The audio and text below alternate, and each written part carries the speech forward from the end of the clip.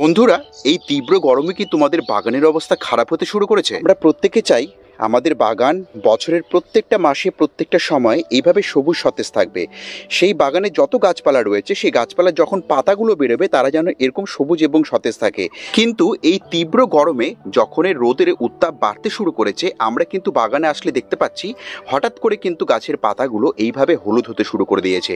এবং শুধু হলুদ হওয়া নয়, সেই সঙ্গে কিন্তু এই প্রখর গরমের মধ্যে আমরা কিন্তু গাছের মধ্যে ঠিকভাবে ফুল দেখতে পাচ্ছি না। ফুলগুলো আসলেও কিন্তু সেগুলো আয়তনে এভাবে ছোট হচ্ছে, বা এই যে ফুলের ডগাগুলোর মধ্যে কুড়িগুলো আসতে শুরু করেছে, এই কুড়িগুলো কিন্তু সার্ভাইভ করতে পারছে না। এই প্রচণ্ড তীব্র রোদে কিন্তু আমাদের এই কুড়িগুলো ঝরে পড়ছে।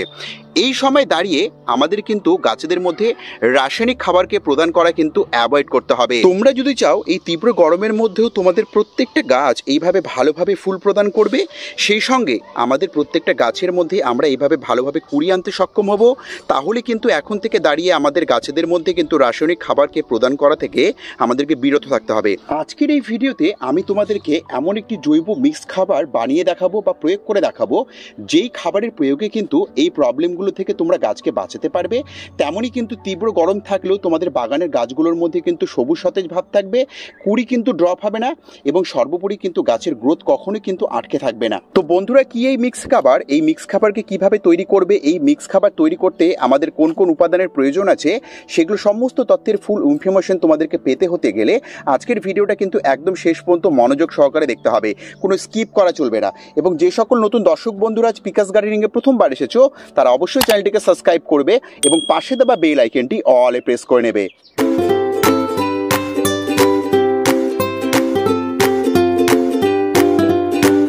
এই মিক্স খাবার তৈরি করার জন্য আমরা প্রথম যে উপাদান দেব সেটা হচ্ছে কম্পোস্ট। 1 বছরের পুরনো গোবর সার হোক বা কেঁচো সার হোক, যে কোনো কম্পোস্ট আমরা এখানে 2 থেকে 3 চামচের মতো প্রথমে নিয়ে নেব। এবার এর মধ্যে আমরা দ্বিতীয় যে উপাদানটা দেব সেটা কি? সেটা হচ্ছে আমাদের এই নিম খোল।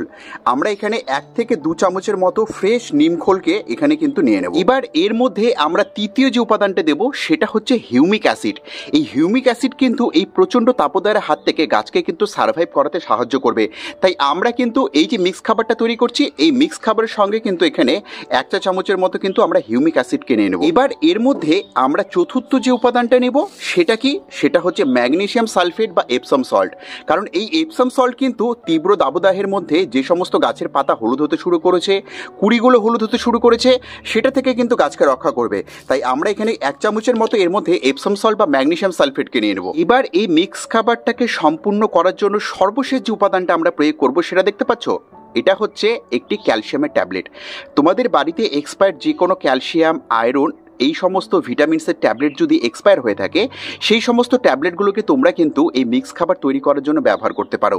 তো আমরা কি করব, এই ট্যাবলেটটাকে এইভাবে গুঁড়ো করে নেব, এবং গুঁড়ো করে সর্বশেষ উপাদান হিসেবে কিন্তু আমরা এই এক্সপায়ার ট্যাবলেটের কিন্তু গুঁড়োটাকে কিন্তু এখানে ব্যবহার করব। গাছে প্রয়োগ করার আগে কিন্তু আমাদেরকে যে কাজটা করতে হবে সেটা হচ্ছে এই সমস্ত খাবারগুলোকে একে অপরের সঙ্গে কিন্তু ভালোভাবে মিশিয়ে আমাদেরকে একটা মিক্স খাবার তৈরি করে নিতে হবে।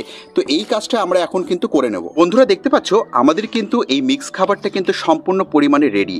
এবং এই মিক্স খাবার যদি আমরা এই তাপদাহের মধ্যে, এই তীব্র গরমে আমাদের বাগানের সমস্ত রকম পার্মানেন্ট ইনডোর যে সমস্ত গাছগুলো আছে সেগুলোতে যদি প্রতি 10 থেকে 15 দিনে এই তাপদাহের মধ্যে যদি আমরা এই মিক্স খাবারটাকে আমাদের প্রত্যেকটা পার্মানেন্ট প্ল্যান্ট, প্রত্যেকটা ইনডোর প্ল্যান্ট এবং আমাদের বাগানের সমস্ত রকম ফুল ফল গাছে যদি 1 থেকে 2 চামচ করে প্রয়োগ করে দিতে পারি, তাহলে কিন্তু এই খাবার, এই দেখতে পাচ্ছ মিক্স খাবারটা, এই মিক্স খাবার কিন্তু আমাদের গাছেদের মধ্যে হলুদ ভাবকে কমাবে, গাছকে সার্ভাইভ করতে সাহায্য করবে এই তীব্র গরমের মধ্যে।